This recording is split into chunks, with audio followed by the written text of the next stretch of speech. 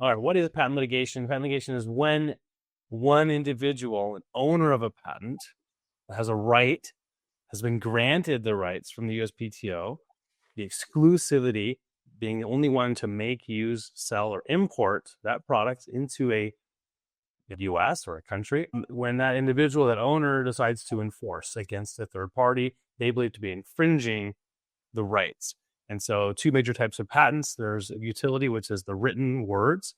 You have to go see, is that infringer actually infringing each element, each word on that claim? Or if it's a design patent, does that three-dimensional shape look close enough? Is it similar enough so that an ordinary observer would say, yeah, that is the same as what was on the shape of this design patent? That's what starts litigation. You can threaten litigation. Most cases settle well before they go to trial, but that's what it is. That's litigation. And you can hire private attorneys, individual attorneys to do that.